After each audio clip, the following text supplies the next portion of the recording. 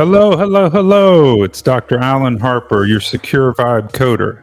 And we are here with another live Secure Vibe coding session. We are building this app, and it is called User Vibes OS. And the idea of this app is to collect vibes throughout the user journey lifecycle for a developer. So we offer the capability of a developer dropping a widget into their website, and then they can collect these vibes off of the users as they interact with their website throughout the user journey lifecycle. And we've been doing this now for about 20 hours or so, and we're building this thing up. We're going to take it live. We're going to launch it. So stick with us. And if you haven't already, be sure to subscribe and like and follow me on whatever channel you like. And you can find out more information about me up in that QR code and also in the link down below. And if you're new to the stream here, if you joined tonight, drop me a hello in the chat and tell me you're here. All right, so this app, again, collects user feedback from the users throughout the user journey lifecycle. So as long, from the beginning, when the user first lands on the landing page, all the way through the funnel, the survey, the wait list, the email list, and ultimately after they become a customer, then we want to collect feature requests from them. And that is very precious to us. In fact, it's the most valuable thing that we can do is collect that. So that's where we're starting, actually. We're starting by developing right here. And we've been working on this, like I said, for about 20 hours. And the idea is that, hey, 3Ds, good to see you again. So the idea is that we have this front end, we have a JavaScript widget that our user can drop onto their website. And then our goal is to make that just like a 1 to 3 minute install, depending on how they want to do it. Of course, the user will be able to come, or the developer will come to our landing page, they'll sign up, we'll take payments. Then they get access to the back-end dashboard. Hello, hey Jeff, great to see you. One of our mentees here from the Enthusiast Group. Great to have you here. All right, so then what they will do is they'll be able to go to the dashboard and they'll be able to set up an API key, and then we keep all of our data synchronized using Convex. Okay, we really love Convex. It's been a little bit of a challenge, I'm not gonna lie, because first of all, I'm new to it, and that's always challenging. But second of all, it's new to the LLMs. And I think that'll improve over time. And by the way, Claude Code just got a major update today. It got a brain upgrade. Opus 4.5 was released. That's up from 4.1, and it's a step change in functionality. Okay, here's what it looks like. Okay, so let's see. Right here, we can see Opus 4.5. And look at this, guys. It's up here, and we were messing with Sonnet, and there was the old Opus 4.1. I don't know if I agree with this part because, well, first of all, how is 74%? Well, I believe that Sonnet was stronger than Opus. I believe Opus was stronger than Sonnet. I'll never believe that Sonnet 4.5 was stronger than Opus 4.1. But they pushed us off of 4.1 due to limits. They've raised those limits now. So those of you who are Claude Code geeks like I am, just today they launched this. I don't know if you knew about this, 3Ds. And 4.5 is out. They've lifted the limits so you can use Opus to use it. They reduced the per million token cost, making it more affordable. And I'm liking it. I'm really liking it. It came out just in time because I'll be honest with you, Sonnet 4.5 just wasn't doing it for me anymore, particularly as we're running into these issues. We were chasing our tail for hours. Those of you who were with us on Saturday night, that stream went for 5 hours. Well, after you went to bed, 3Ds, I'm glad you did because, man, it went on for another 4 hours after that, or 3 hours after that. And here's the end result, guys. We end up redesigning the website. It's a little simpler now, and I'll catch you up on that. All right, but this is the news of the day. Okay, hey, looks here. 3D said he did his first. Let me go ahead and bring that up on so others can see it. All right. It was a bit of imperative or iterative process, but got it to work, and it's fast. Yeah, there's no doubt. Look, here's what I love about Convex. It's instant updates. Okay, so think about this. If you have a database, right, and it's sitting out there, and you have two clients that are connected to that database, if one pushes an update to the database, the only way that update can come through to the other client is if you have some real-time synchronous messaging happening.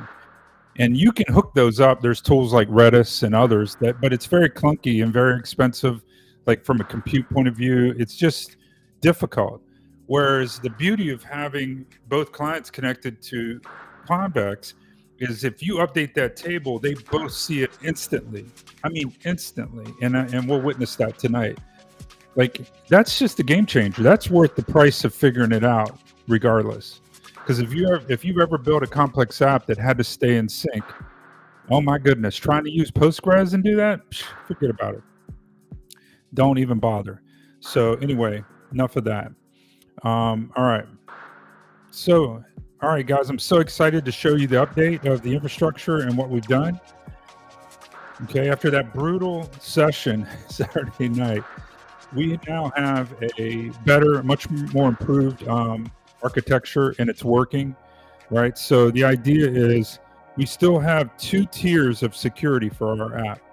Okay, we have tier 1, which uses a public key. The public key, I'll remind you, is meant to be out there in the public in the browser, right? And it will be exposed in the browser. So therefore, we have to accept that the attacker is going to grab that eventually and start banging on us. We're going to need to put some roadblocks and behind that so that we slow them down, like through rate limiting and stuff, so that they go pick on somebody else. All right, we just slow them down to where it makes it very expensive for them to attack us. Right, that's tier 1, but that's what a lot of products out there do already. But then we have tier 2. Okay, tier 2 uses the secret key. We're going to use that secret key again. We generate both for the client up here in the dashboard on API key. But tier 2 is going to use that secret key and generate a JWT, a Java Web Token, and it's going to use, here's the new piece. It's going to use the user's identity. So this works in an authenticated manner. So what a developer would do is if they wanted to put a feature request board up in a public page that's unauthenticated, then they would use the public key. If they want to put it behind their login, their own login, so they've already authenticated that user, then what we can do is we can take that user's ID, their email address, and their username. The developer can supply that because the user's already logged in. I'll show you how we do that. And then we're going to generate a JWT based on taking those values and signing them, okay? And then we're going to send that over to the server and directly. So we're no longer going to proxy. If you were here Saturday night, the first couple hours and all the way up to that point, we were doing this complicated proxy situation. I'm not even going to go into that. But this is a newer, streamlined design. And where I got the idea of this, quite honestly, is I went out and looked at a couple of the competitors, and this is what they're doing. Okay? So I'm like, okay, if that works for them, then it'll work for us. They're not doing all the other security stuff that we're doing. That at least that I can see. They're not doing the rate limiting and all those other things, and they're definitely not exposing a security dashboard to the users. Okay, none of them are doing that. So that's what makes me think they aren't doing the other things that we're doing, like behavioral analysis and rate limiting and different things like that. Okay, all right. So enough of that. I want to get in and show you the thing, but that's the new improved architecture. Okay, so let me jump in and show it to you now, and it's pretty slick. Okay. So we have, this is our website. So I'll just go back and look at the landing page. Now look, this landing page and most of the back end comes already out of the box looking like this, okay? This is using what I call the Secure Vibe Coding OS, all right, which you can get a copy of. It's out on GitHub, okay? And you can find it on GitHub. Give me a star if you go out there and pick it up, okay? I appreciate that. because I just put this out like last month and nobody's hardly found it yet. Okay. So go ahead and give me a star, but you go out here to GitHub and you get the Secure Vibe Coding OS, and it has security batteries included, guys.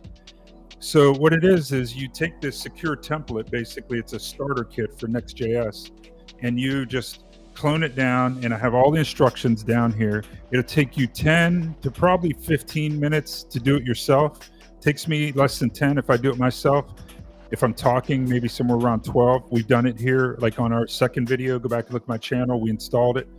It comes with security batteries included. It's really cool. Okay, it comes with all this stuff right here you get that it would take you days, if not weeks, to figure that out yourself. And you get it in 10 minutes, okay? You also get this landing page that you can then tweak. These are just placeholder images from our back end. That's what the back end looks like. You get all of this out of the box, okay? So you're welcome. I did that for you. I saved you weeks worth of work. You have these placeholder images that we're actually going to replace once we have something meaningful. This kit out of the box takes credit cards, okay? So we have a full up SaaS app. You can't beat that, guys. And give me a comment or a thumbs up or something in the chat if you like that. Okay, so you get all this for free. And then when you go and log in, we use Clerk. It hooks up through Clerk for authentication, for user authentication. Okay, and then we have all this snazzy stuff in the back end. This is our dashboard. We have a light and dark mode. Okay, we allow the users to generate API keys, and we tweaked this a little bit since we were doing it. We can delete these keys. We can delete them permanently, or we can just revoke them. Okay, see how it's revoked? Okay, but we'll go ahead and delete that one too. Okay, so then we've been testing and we've been messing with these keys here in our app. Okay, so I'm going to leave them alone right now. It gives some security best practices to the user about their keys, about protecting these keys. We give them a public key and a private key, okay? And they can reveal those and copy those, all right? And then once they have the API keys, we also have a security dashboard. We'll probably move that up to right underneath the dashboard. In fact, let's just do that right now while I'm thinking about it. We're vibe coding, right? We're not talking. Let's get some stuff done.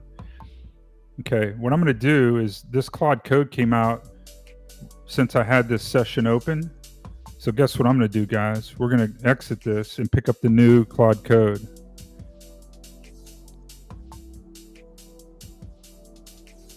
Okay, guys, here it is. Opus 4.5. Yes. And I'm on the Claude Max, so I pay $200 a month. You don't have to do that. But I'm in this thing, you know, most days and certainly all weekends and half the nights. So I get my money's worth. In fact, I'll share with you right here. People say, why do you use the Max plan? Well, it's simple. Look, here's my daily, here's the last month's usage for me, okay? Now they knocked me off of Opus because of rate limits. So I've been using Sonnet and Haku a little bit. Look here, it would have cost me $1,300 in API cost in the last month. Okay, and I pay $200. So that's a pretty good bargain, if you ask me, right? And as I understand, the new Opus stuff is cost efficient. It's more cost efficient than 4.1. So I'm expecting it probably to be on par with this. In fact, they said in that blog that they think that if you should be able to use Opus as much as you were using Sonnet, like in your monthly and weekly limits. So I'm excited about that, guys.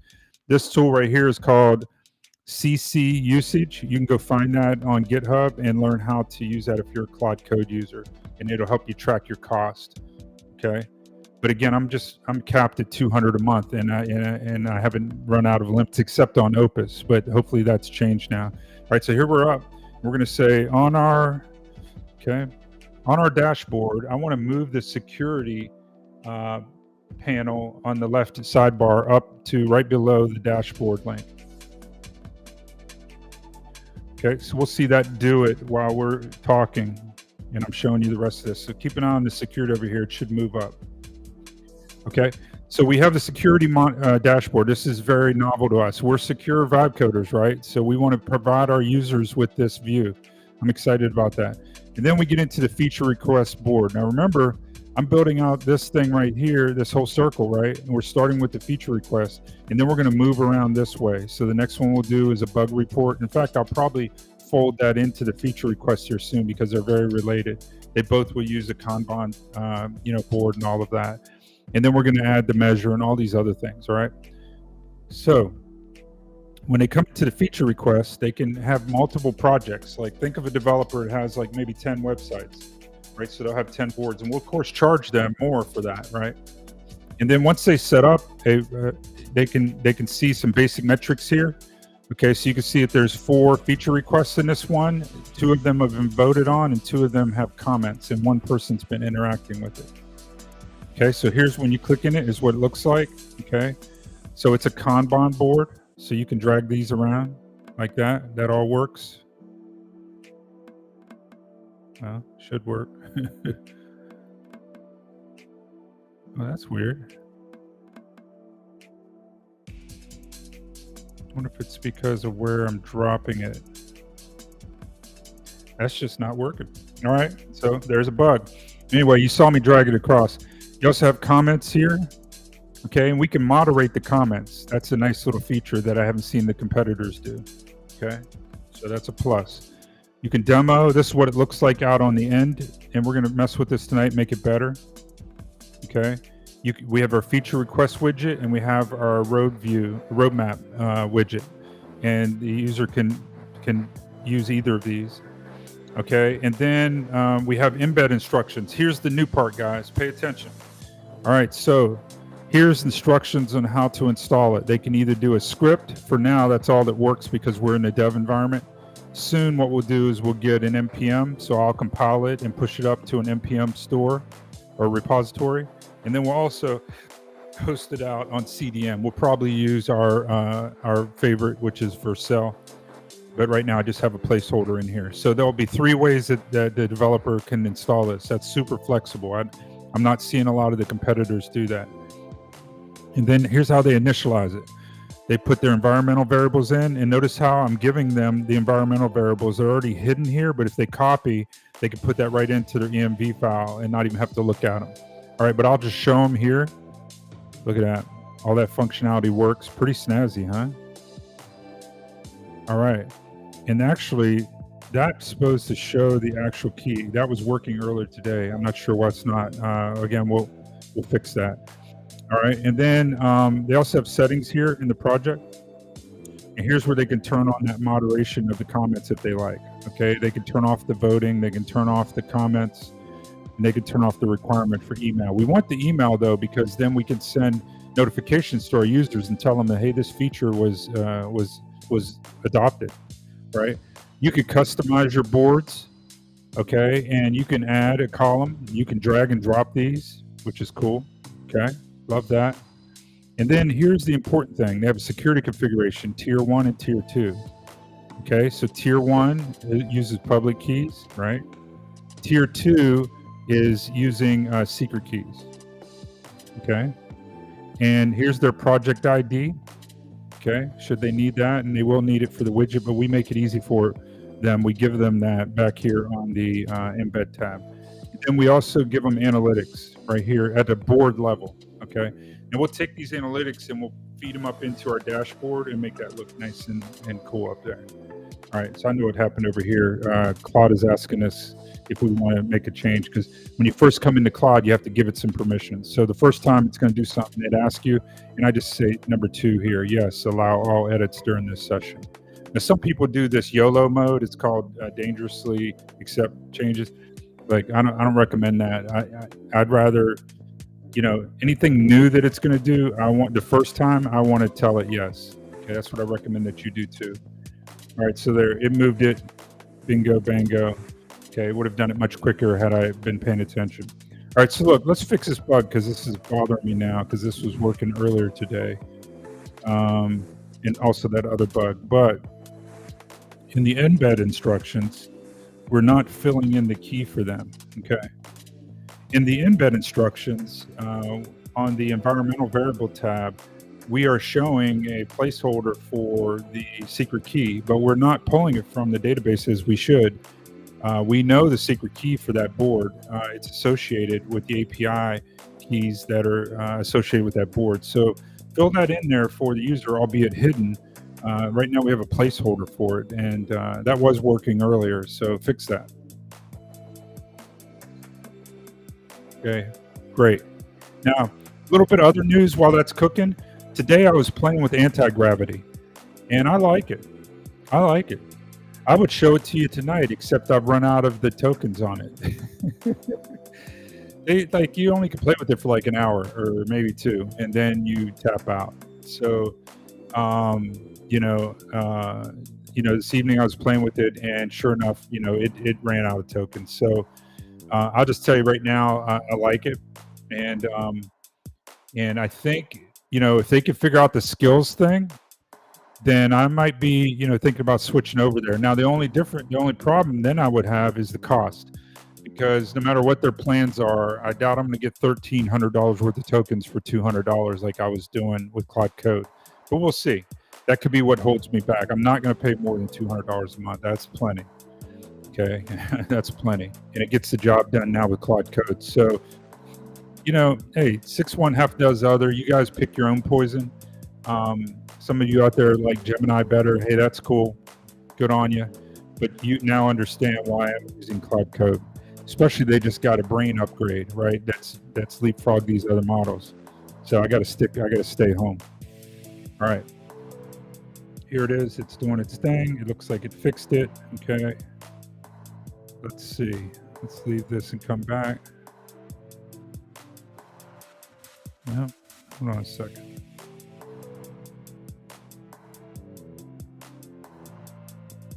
No. Let's see here. Show secret. Let's give it a screenshot so it sees what I'm talking about.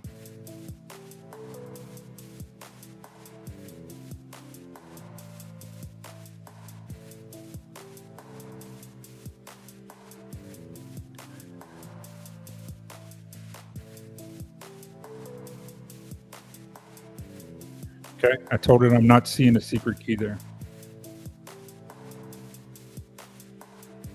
Okay, have you guys tried anti-gravity? You like it? Anybody tried it?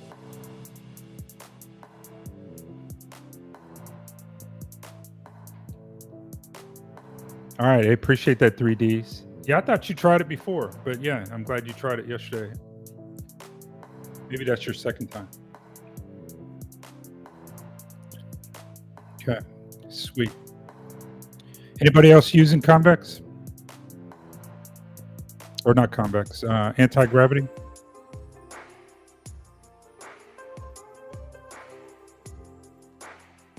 Okay, it says the problem is when JWT enabled is false, it stays undefined. That's not false. Better not be. No, it's enabled. That's not the issue. JWT mode is enabled in this particular configuration. So check the code again. And use Ultra Thinking. Come on, figure it out.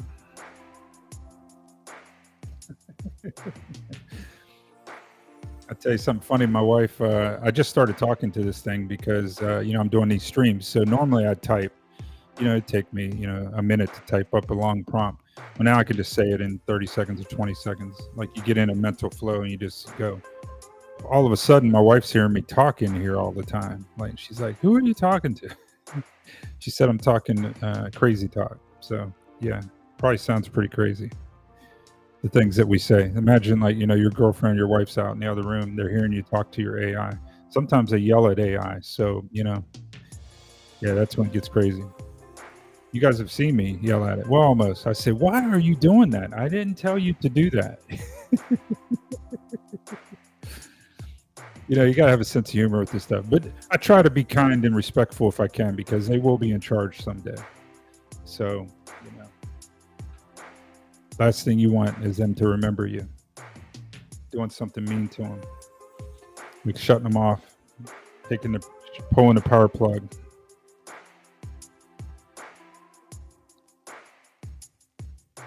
Okay, what's it doing now?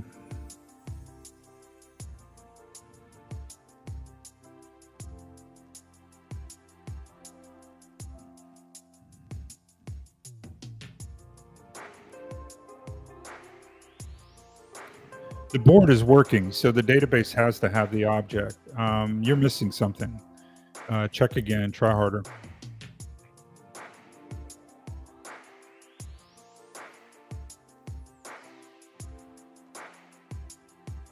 I like how they're turning this red now. That's new. That's my input. Normally red would mean an error. By the way, what I'm going to do now, well, it shouldn't be needed. Claude Code has standard mode and thinking mode. And I don't know. Yeah, okay. Looks like thinking mode is even is allowed for Opus, but that's going to be hella expensive. So I'm not turning that on. I don't want to run out of my Opus tokens. Opus is the best. But come on, figure this out.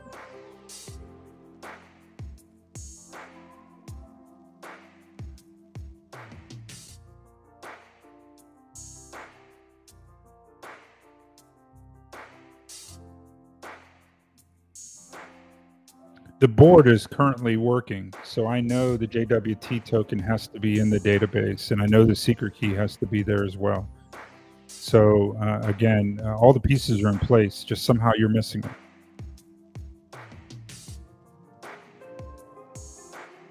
Now, see, that time it's not red. So I don't understand why it was red before.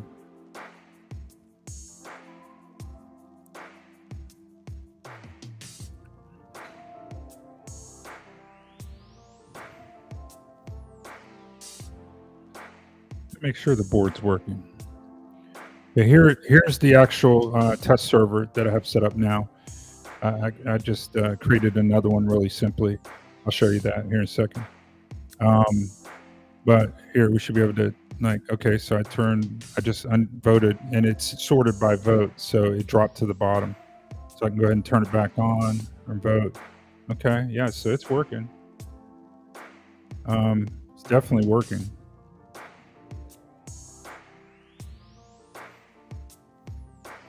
And I'm on my first project, and over here I'm on my first project because I have two of them in there.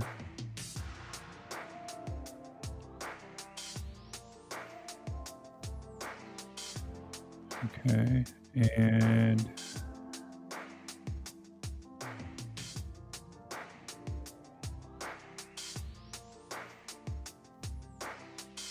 yeah, that's funny.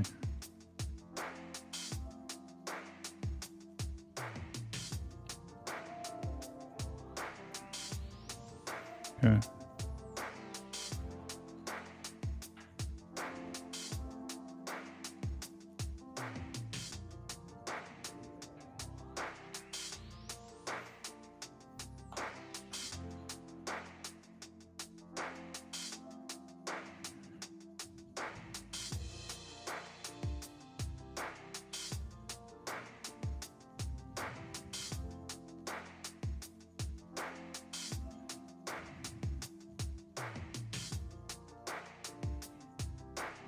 I wonder, wait a second.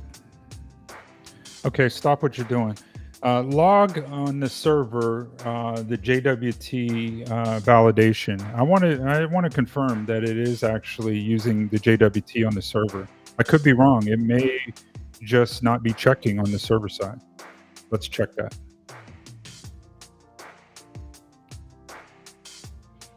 Okay, so here's our actual server right here, and what I want to see. Look here. This is our Convex terminal. Could not find a public function for votes. Oh no, that was old. Okay, so right now it's doing pretty well. Yeah, that was earlier today. Okay.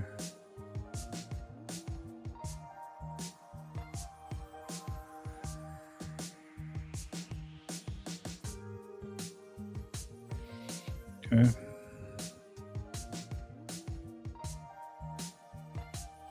Okay, so I told it to log. Okay, so now it's try submitting a feature request through the widget and check the Convex logs. This will show whether JWT validation is actually being called and whether the project has it set. Okay, let's try that. Submit an idea. New colors. Test. Okay, so it put it in. There it is right there. I'll go ahead and vote on it too. Okay, and then it comes to the top right here. Okay, so now let's see where that went in terms of logging. Okay, I'm not seeing that log come through.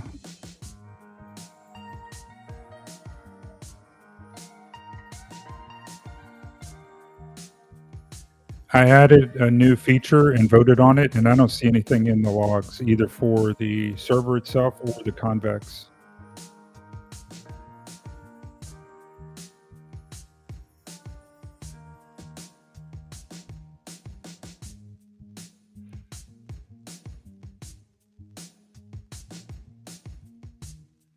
Okay, it said it might not be doing validation checking on the back end. Well, that's interesting. Well, I thought we were working securely. That's why you have to trust but verify.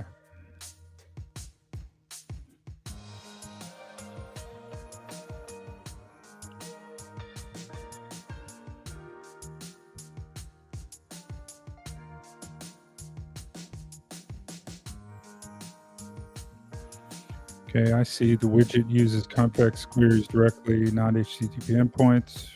Yeah.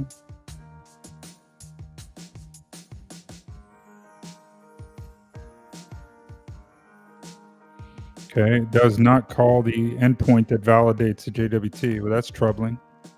We need to fix that. It will.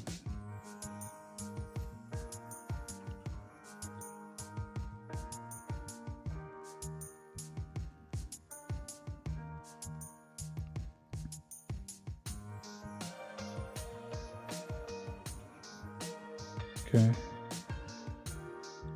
Okay. This is also why the secret key question is moot for the current implementation. Yeah, let's fix it. Yes.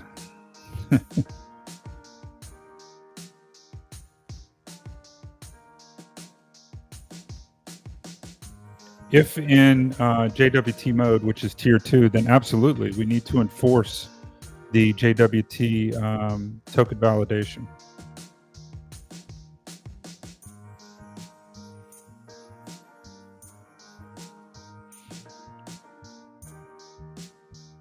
All right, guys, who else joined us here? Drop me a line. Tell me where you're from.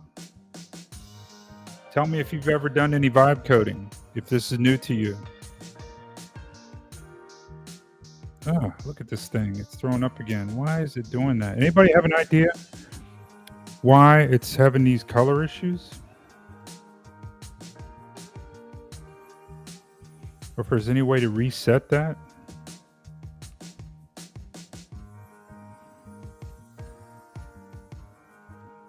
Look at that, all of them. The only thing I know how to do or what to do is take a screenshot of that and show it to Claude Code and say, what is this? What I'll do is I'll fire it up and show it in Claude. Okay.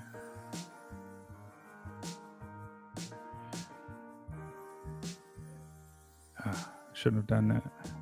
I'm using Claude Code and I'm getting these pixelated colors every once in a while. I have to stop and kill my terminal.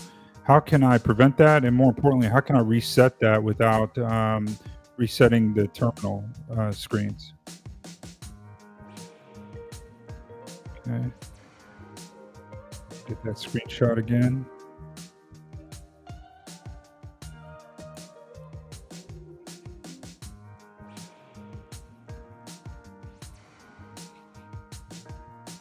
See what it says about that.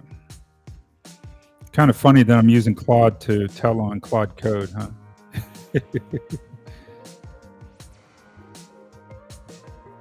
Okay. Sorry about that, 3Ds. What are we building? We are building an app called User Vibes OS. And while that's giving us some information, I'll tell you really quick. This app, essentially, you drop it in as a plugin, and it helps the developer collect signals from the user throughout the user journey lifecycle. And right now, we're focused on the feature request functionality. Again, the developer will drop a widget into their website, and then the user will be able to give feature requests. And then soon we'll work on bug reports and other elements. Okay. All right. So what's this thing doing? Okay. Looks like you can type reset. STTY sane.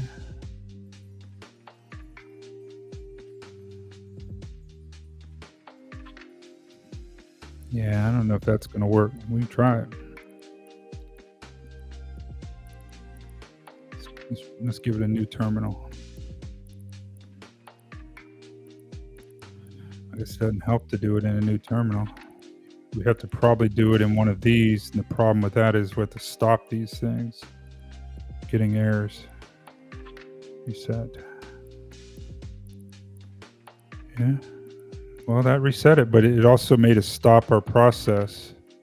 I hate that.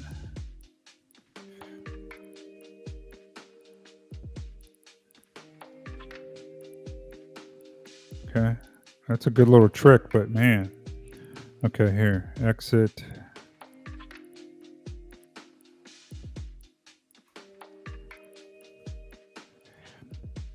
Okay, reset. Quad, continue. Yeah, it's a pain in the butt.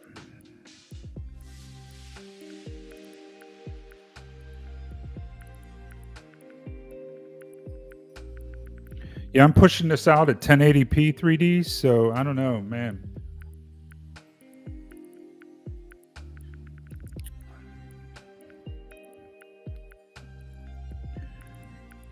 Okay, no TypeScript errors. Okay, good.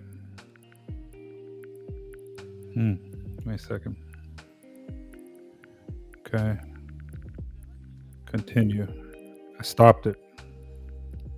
So you can always tell Claude Code to continue just by typing continue.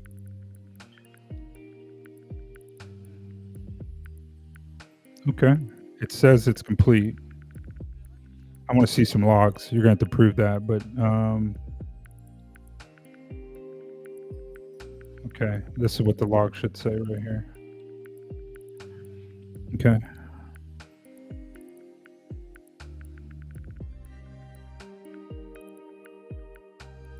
Refreshing this page. Okay, submit a new idea. Idea 3 or 2, test. Okay.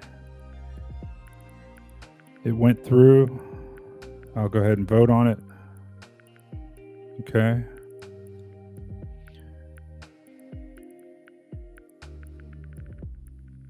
See if we can see some logs. Yeah, I'm not seeing them. I wonder if they mean that we should see them in the Convex dashboard. That could be what they're talking about.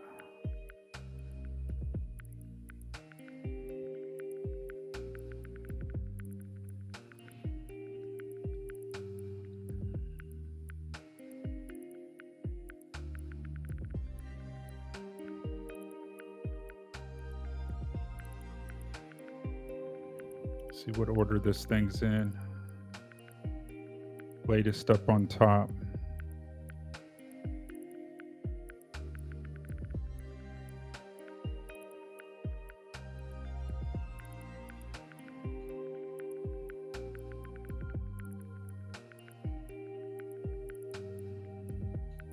Nope, not seeing it.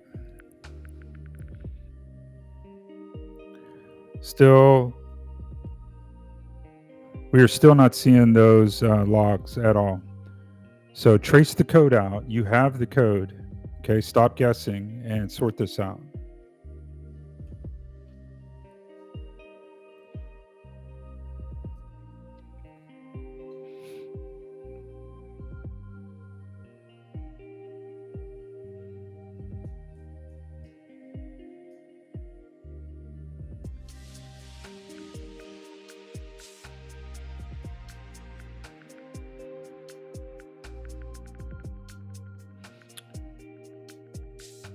Wait a second. Are they talking about console logs?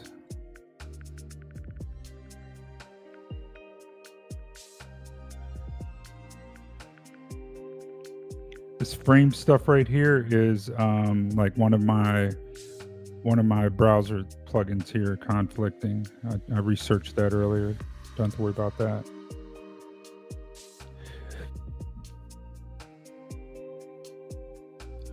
There's nothing in there, nor would I expect there to be anything in there that's relevant, because that's on the client side. Okay, so now it's asking, yeah, go ahead and make the edits. This should already be logging. Okay, it passes it. Okay. It's basically adding more logging.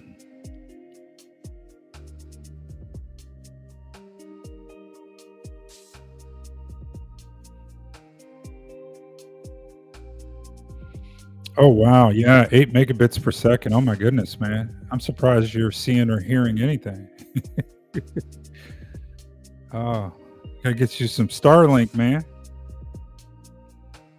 Get some of that Elon Musk bandwidth over there.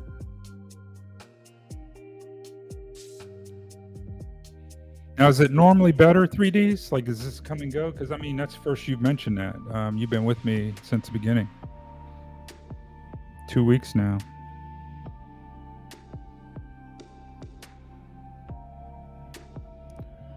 Okay. Look here. I'm going to ask it, where would those logs be located?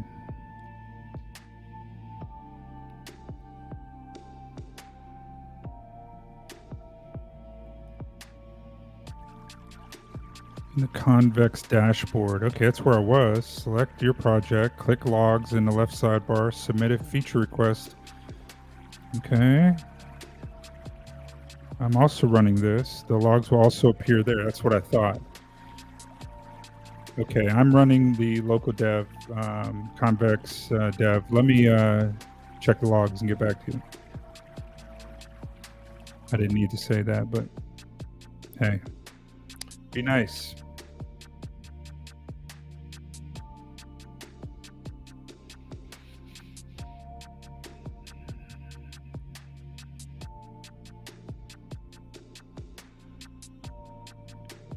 Okay. Okay, here, we got something. Finally. Call with API key mode. That's not right. It says it's calling it with API key mode. I guess that's the problem. I'm using the widget in public key mode, even though I've got it set on the back end to require JWT mode. Okay, hold on a second.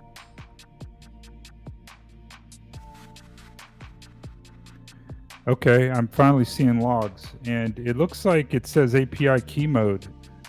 Verify that means without JWT, because that should not be happening.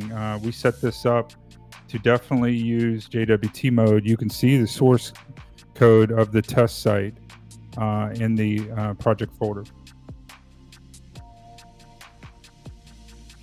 Okay, so we have this little test site folder that we set up. This is our new test site. Okay, it's a Next.js app. It just runs, it's just these files right here. It's basically just these files all the way down to this line right here. So basically from here up to here. This is the test app, okay? And in this test app, there's just one page, and it's right here, okay? And here's where we call that widget really simply. Okay, we call it right down here. We call the script. Here's our user vibes OS, and here's the actual widget, and that gets loaded in via this right here, this initialization of our. This was in the instructions in the embed page. Developers understand this. You don't have to understand it as a vibe coder, and as a vibe coder, you would just like copy paste in the instructions and let the AI do it. But I'm just showing you, like, this is our test site in case you were curious. Okay.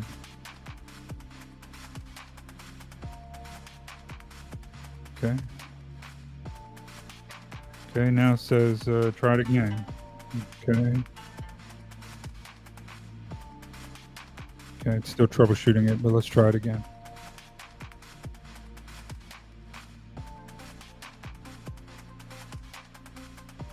Always something, guys. As a developer, you spend most of your time testing and debugging. You could spend a lot of time coding too. I mean, weeks.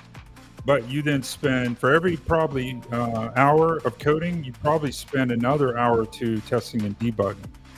So, like, just realize that AI can do a lot, but until it can, like, stop making these errors, we still have a lot of human interaction back and forth.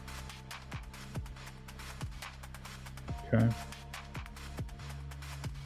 I'm so glad that we actually do see logs in here now. Okay, it's the same old thing.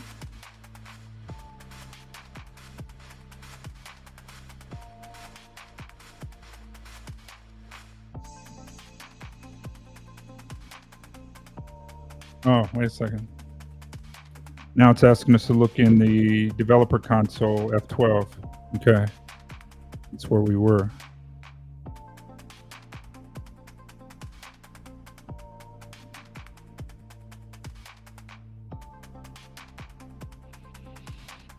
Okay, right here. That's what it wanted.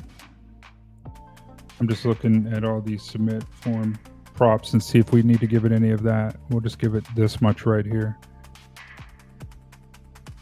It says right there, public key mode. It shouldn't.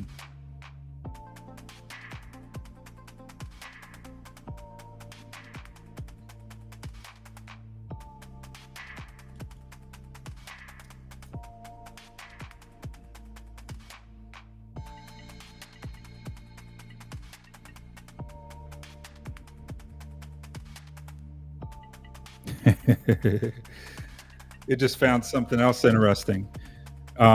Since I'm not in public key mode, it doesn't have the public key. So how could that even work? It's like, yeah, this is even more troubling. Yeah, I agree.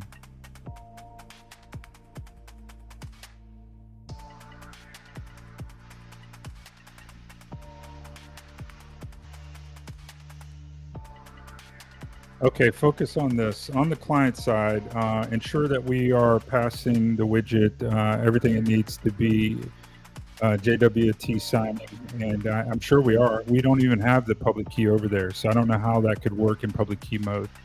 Evaluate that client implementation thoroughly in the test site. That doesn't seem right.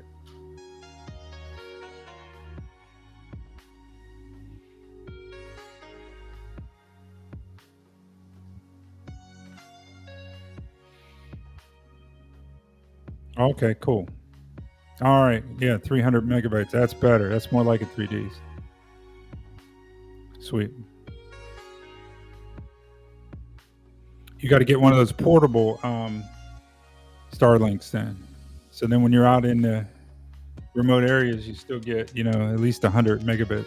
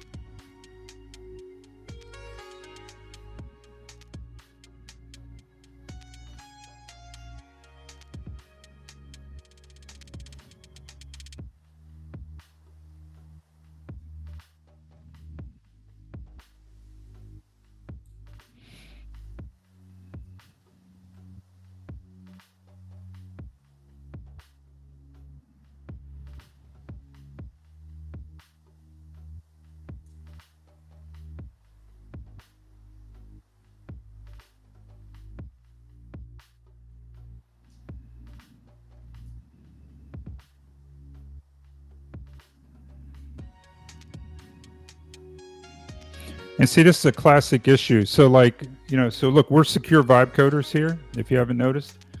And, so we're very hyper focused on the security aspects of this. And I'm telling you that, like, this is a pretty good algorithm, Claude Code, and it produced all of this code and it told us that, hey, this thing's working and it's fully implemented. And you'd go off and ship that out to your customers and have no clue that it's not even checking the tokens underneath the hood. It's just letting anyone in. That's dangerous. See, that's why we're not going to let that happen. And one way or the other, if I don't catch it like right away, I'll catch it during testing for sure.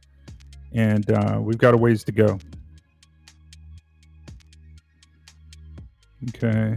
All right. It's still, I think, troubleshooting. When it's adding logs like this, it actually gets on my nerves because I'm like, you have all of the code. Why do you need to keep logging? In fact, I'll just tell it. Look, you have all of the source code. We don't need to keep adding logs. I want you to trace the source code from all of the widgets and all of the calls to the JWT token and how we're using that. You have the design docs, you have the code on the server and the client. Okay. Please use ultra thinking and stop guessing and sort this out. If it keeps doing this, I'm going to go back to Sonnet 4.5.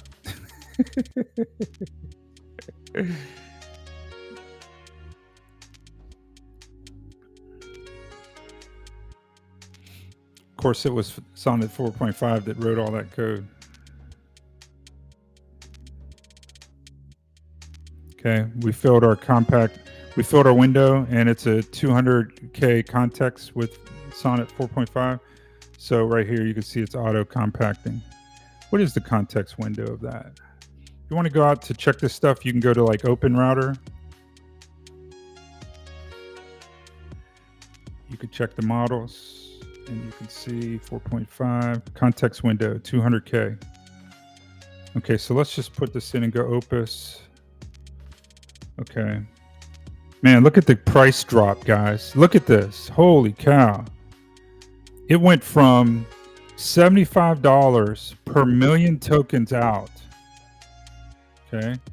$75 per million tokens out to 25. They dropped it by a third. And also the tokens in dropped by a third. So they're true to their word. They slashed the price. Now, just to put that in context, here's my tokens in and out. Okay. And I run about 2 million tokens out a month and 400,000 in on average. Like I could go back and show you other months and you could see I'm up there like every month. I'm over $1,000 in spend. Look at this month. Back in August, that's August. Back in August, I would have spent $3,000 that month, but I was only spending $200 because of the max plan. So, and I was using Opus heavy during that month. Isn't that crazy though? These models aren't free, guys, and this is what you pay for if you want to build something. Like I said, I'm heavy duty. I got 3 or 4 things I'm working on at a time, right? Including that app, that I sold for 200K. So like, so I don't mind spending it. You don't have to do that. If you're just building an app out 1 hour a day or 2 hours, whatever, yeah, you can get down on the $50 plan or whatever, and you'll be fine. Okay. I just wanted to share with you where I'm at. Okay. Where are we at back here? Okay. I told it to trace it through.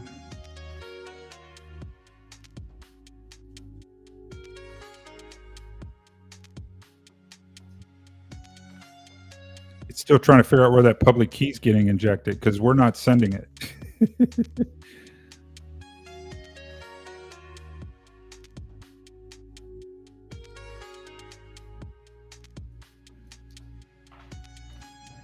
What makes the client think it's in public key mode? Is it the lack of the JWT token? If so, then that's the problem.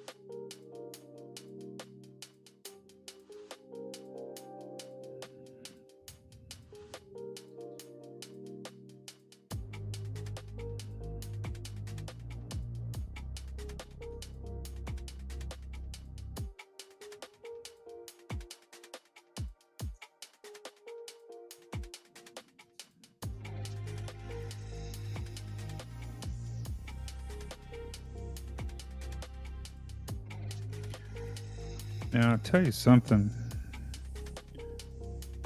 When I was poking around with this earlier, I noticed that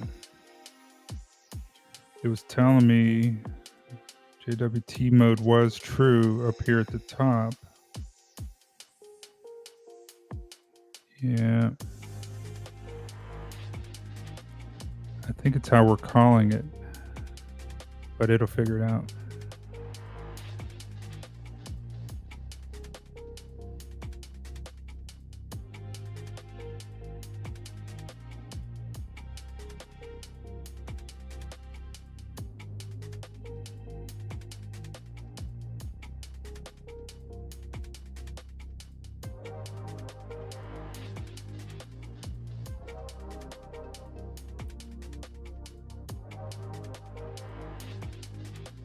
Okay, it says all of that looks correct.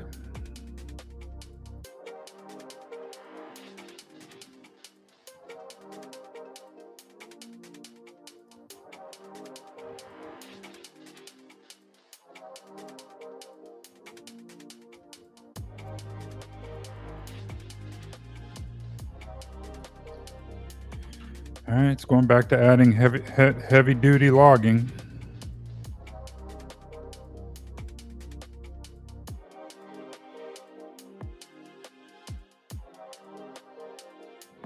It's also going to add logging on the back end to track what's being passed.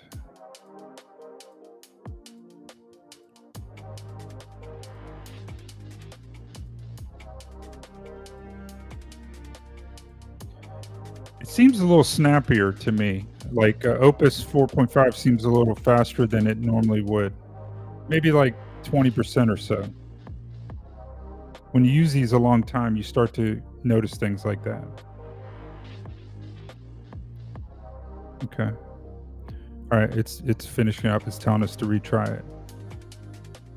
Okay. I'll just refresh the page. Test. I'm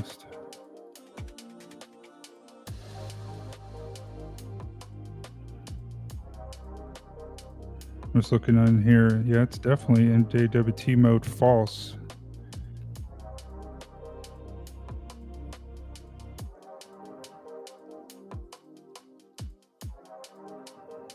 And why is...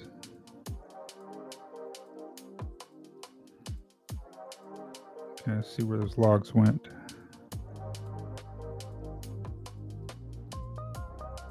It's not very helpful. There's nothing to it.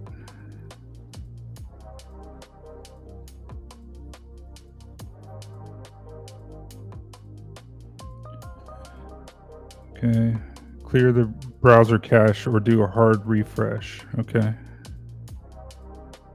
If you have your panel, your inspect panel down here open, and you do empty cache and hard reload, it'll like reload all those Java widgets and everything, and that could have been a problem. Okay, it still says, okay, let's try it again.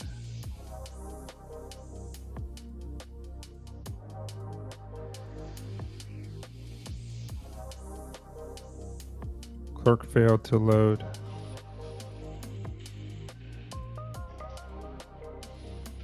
Huh. Wait a second. First of all, wait a second. Oh, I wasn't even on the daggone right site, guys. Oh, user error. It's the most painful kind of error. Oh my goodness. All right, guys. Yep, confession time. This site right here is not the actual test site. See how it's on 3000? Where that comes from is this demo. If you hit the open in a tab, it opens in API mode, in public mode. Oh, because it needs just API mode. It can't do a JWT in the demo here. Now watch this. If I come over here, oh, I could kick myself. It's going to have all the logging and everything right in here. Watch. And you can just see right here, it's JWT mode is authenticated. I was just chasing my tail here, guys. Hold on a second. Okay, let's submit a new ID over here.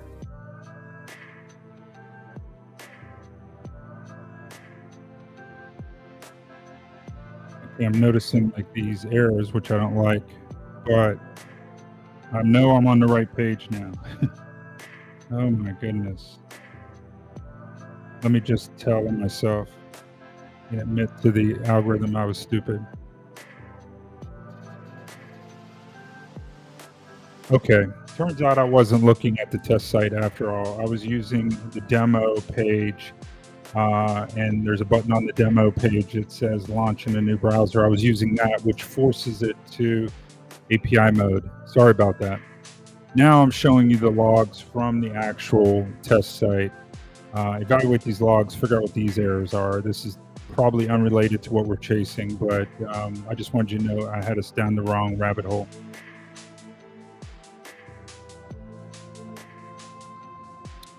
It's not the first time, won't be the last, but we're learning.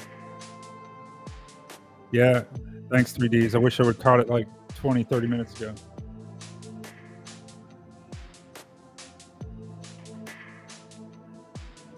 Okay. All right, here we go. The JWT validation is correct. Okay. So now we're getting to the root of the problem. Okay, now I can fix the root of the problem. It's finding like that key doesn't match. Okay. All right, good. All right. At least now we're going to make some progress. Generate a new, I don't want to generate a new key secret. Hold on. Need to regenerate the secret key. Here's what to do. Go to your dashboard, toggle JWT mode off. That disables it. Toggle it back on to enable it. This will trigger update JWT sessions mutation. Will now check if the existing secret key exists. Since it doesn't exist or is inactive, generate a new one. Save the new secret key ID to the project. So wait a second. I thought the secret key was tied to the API key, not to the JWT mode.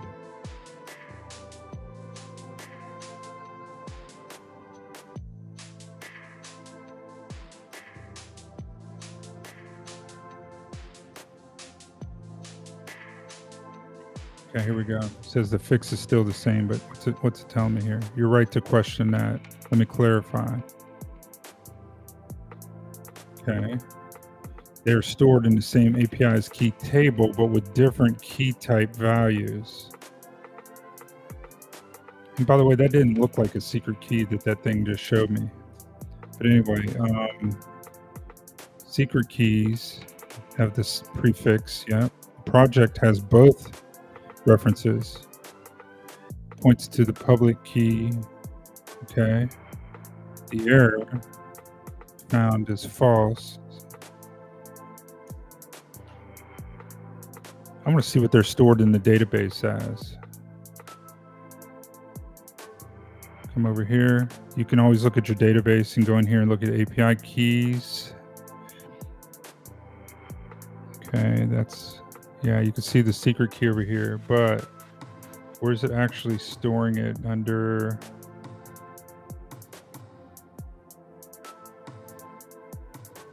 Projects, API key ID.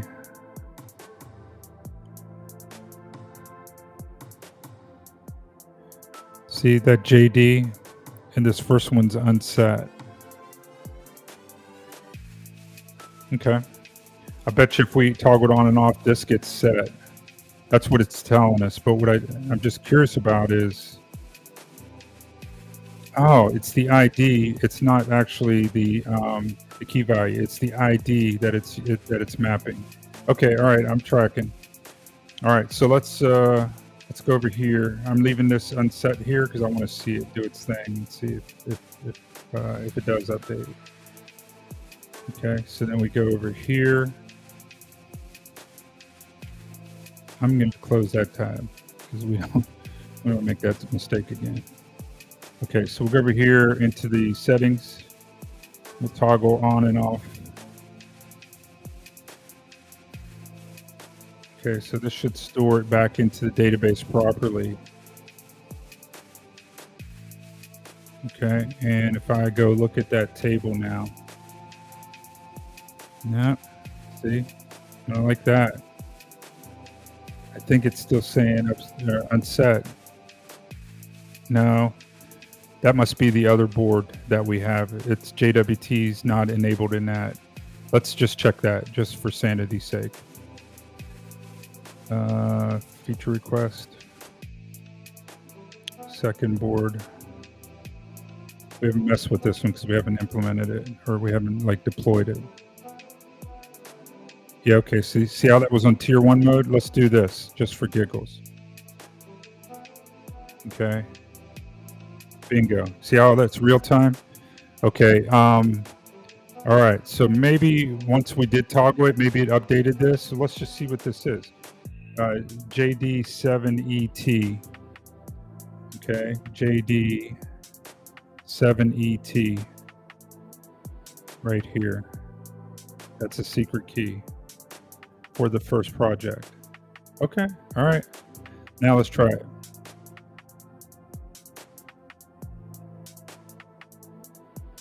Might have to just refresh just to be sure. It's got to pick up a new key. Come on.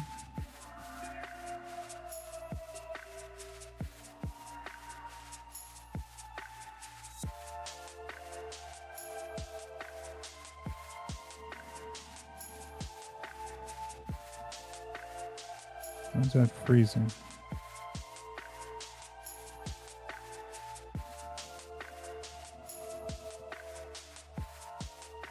Oh, wait a minute. That daggone thing's not running.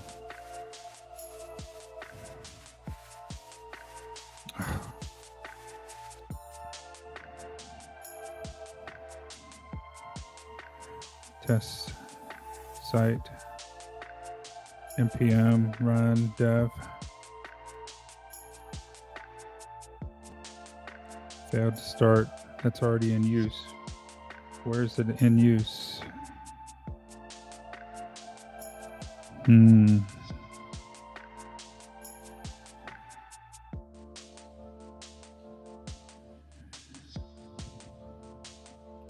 Restart the dev server on port 3002. That should be our test site, and I don't see it. I think you must have it running, or maybe it was in a previous instance of Claude, and it's hanging.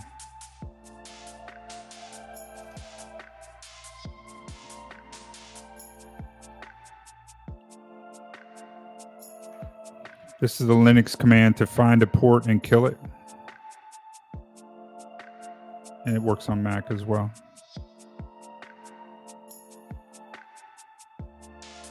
Come on.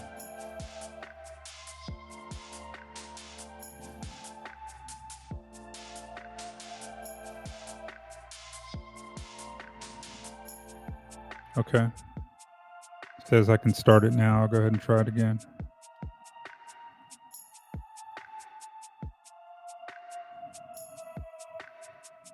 Failed to start server, already in use.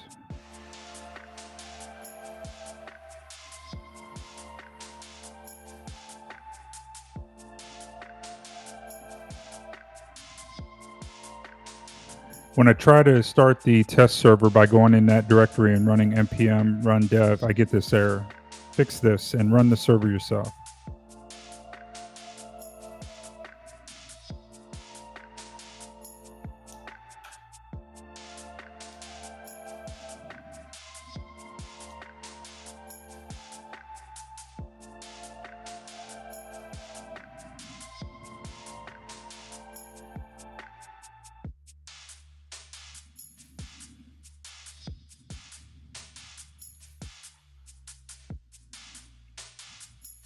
You run it.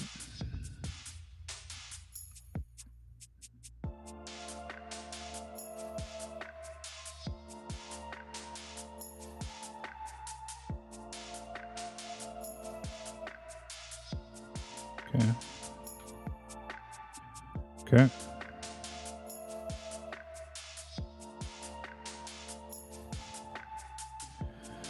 All right, guys, let's try it again.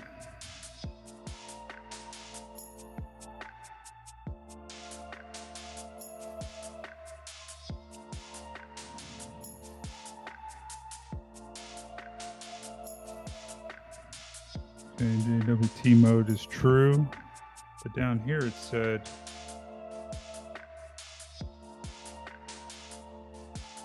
API key mode is false. Okay, here let's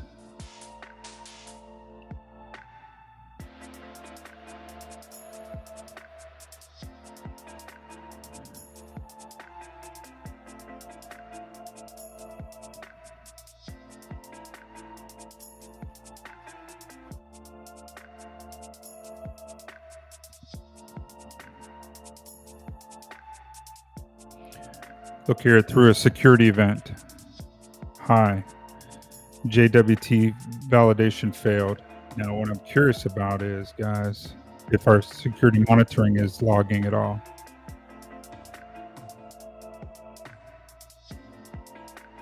That's the second app. It's still sure. Okay, we're not getting any of those events over here yet. Okay, we'll have to make mental note of that.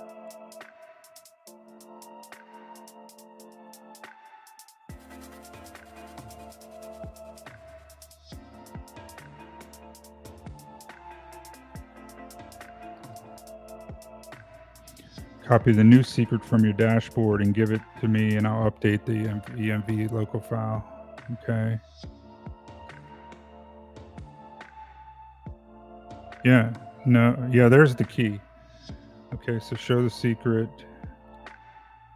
In fact, I'll put it over there myself. Well, I'll just give it to it. Don't ever do that in real life, like with a real app, like a production app. Like we can just do it for testing here. Never feed an LLM your keys. In theory, they're supposed to not be training on them or anything like that, but like just for, like on a production server, I would never do that.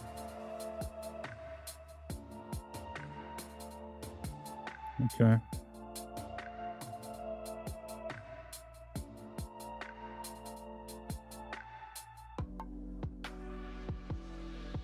Okay.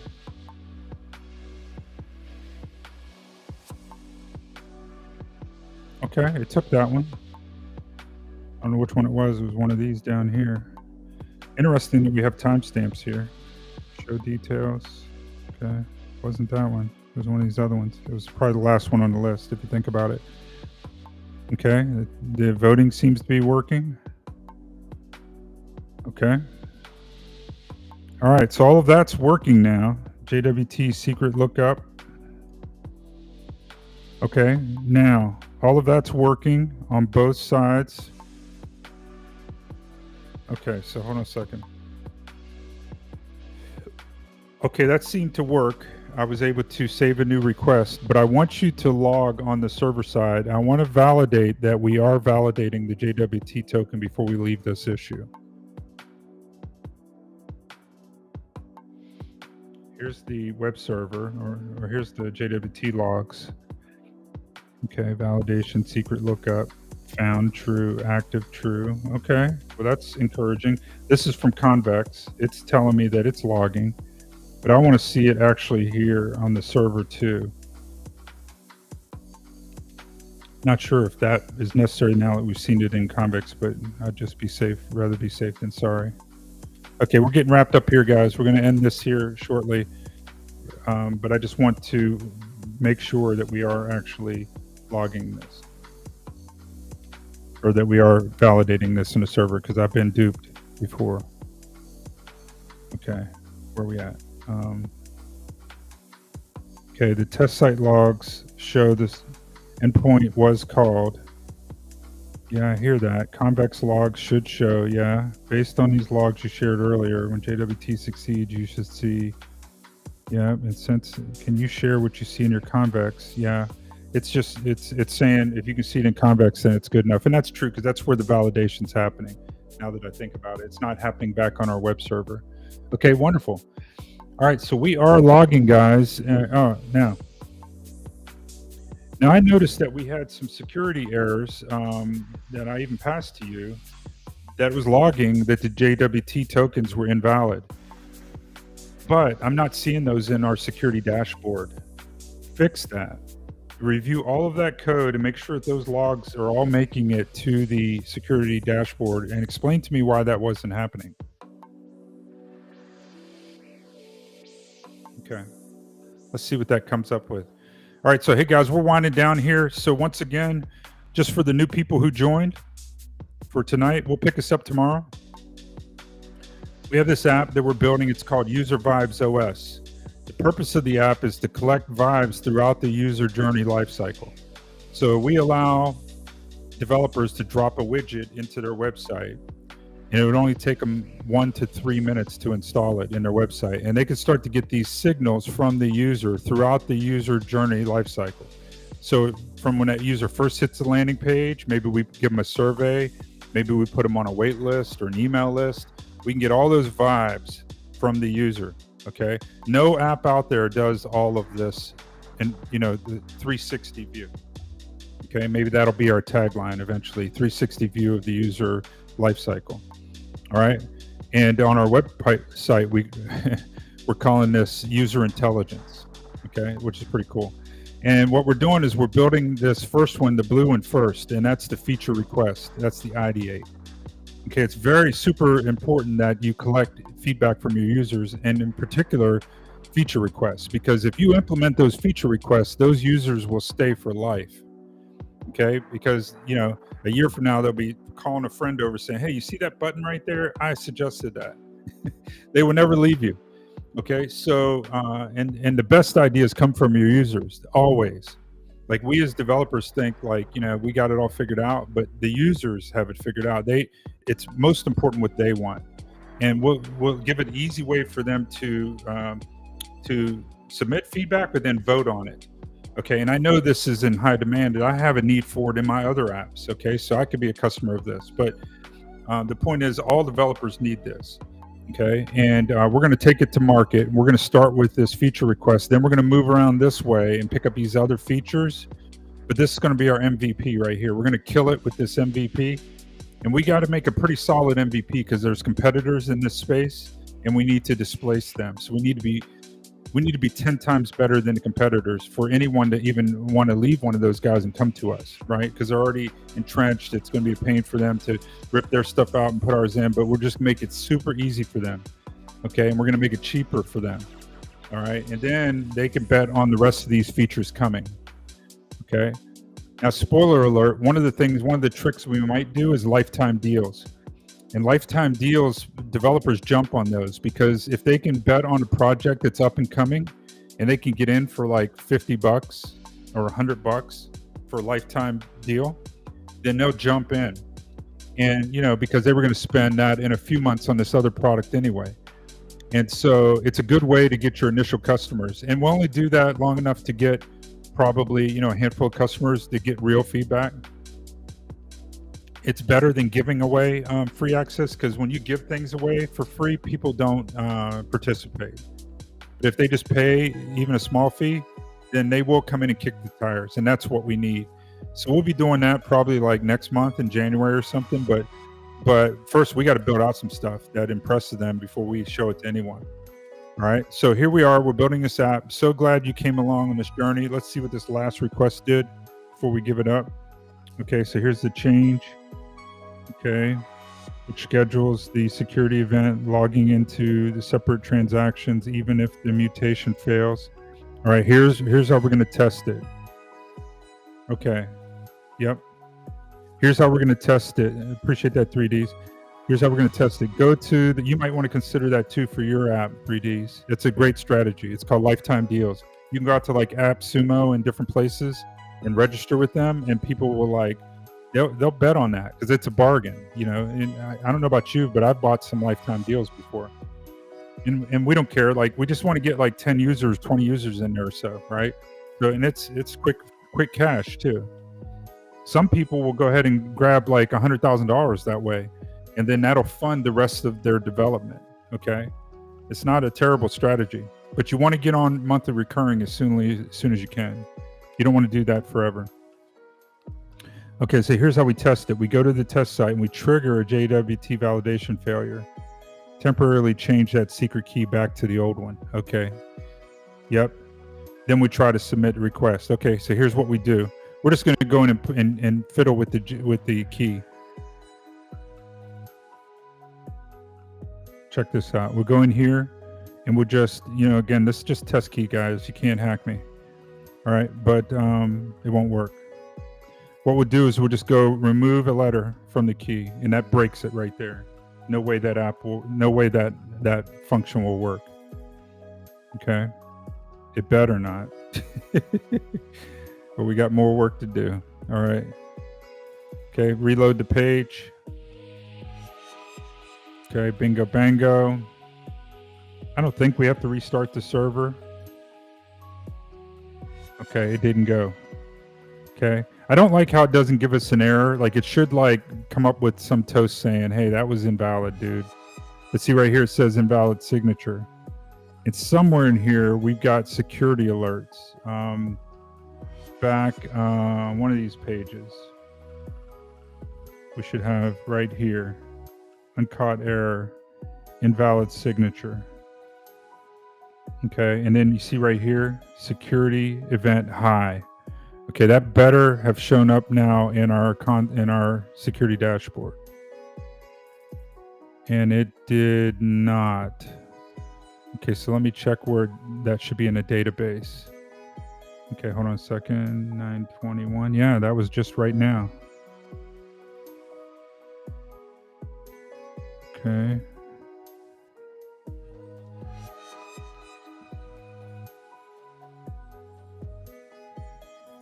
Okay. It should be something easy for it to fix. It did not show up in the security dashboard, but I see the logs. So something is not working. What database table should that be in that I can check? But you go fix this.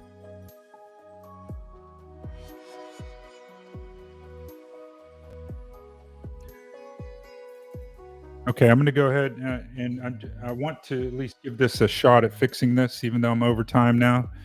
I won't go much longer. And if you have to drop, that's cool. I understand. But you probably want to see this working too. So this is pretty valuable stuff that I'm doing here.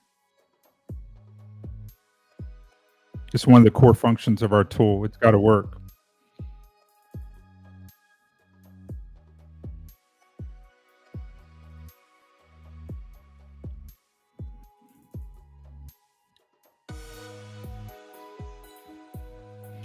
It's called an action.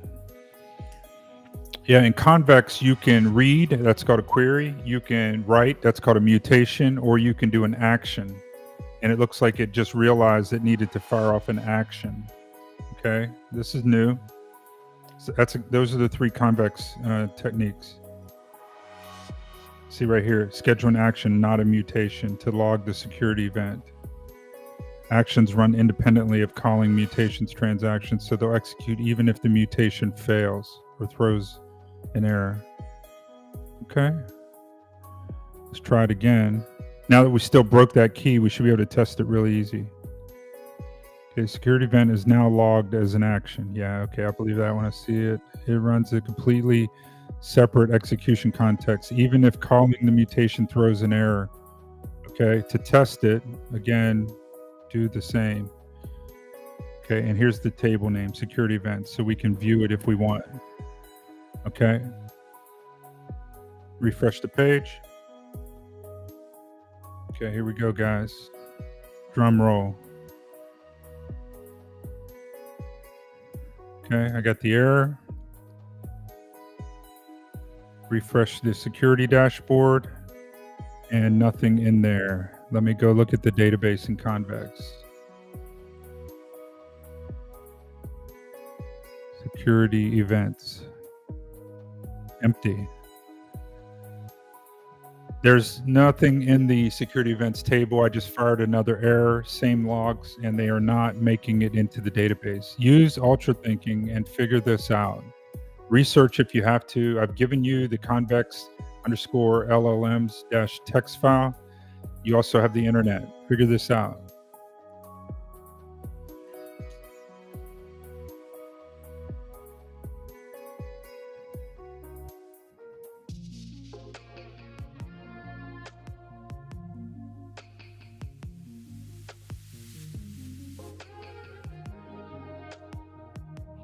I just asked if I wanted to give it permissions to search the internet. I like, yes. See how, like, I like to, like, if it's going to do something new, I want it to ask me.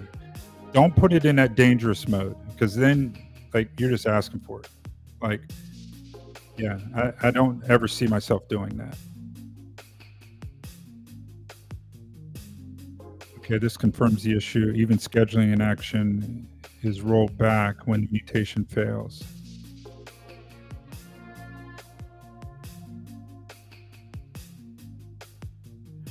Why isn't it just logging it?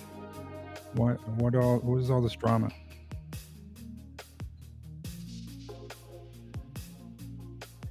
Why do we have to do an action for this? Why don't we just write to the events database? I don't understand. Like, why do we have to do an action?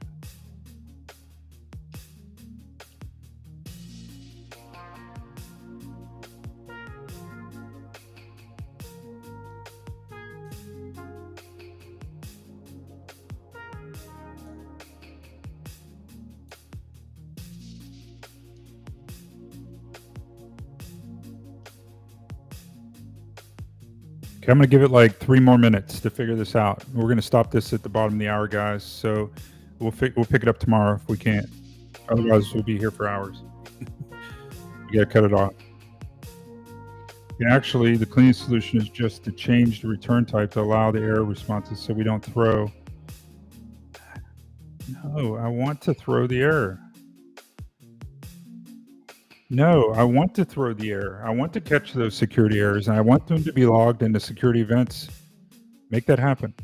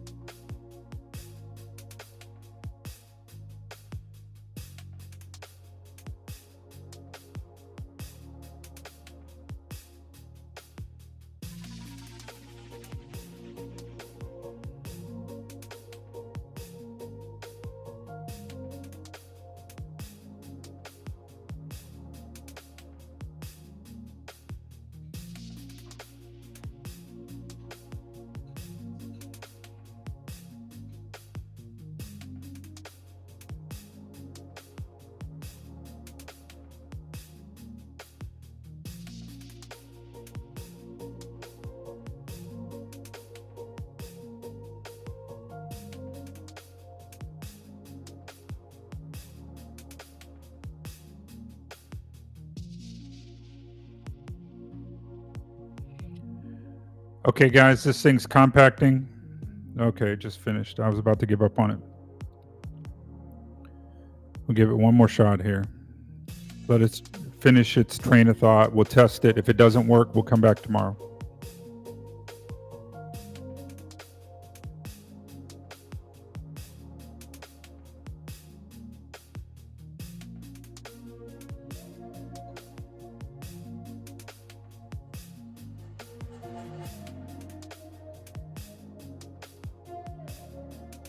Yeah, for you 3Ds, like if you're talking about like consumption tokens, like for your app, like yeah, you're gonna have to use API. Like you can't use a Max Plan for that.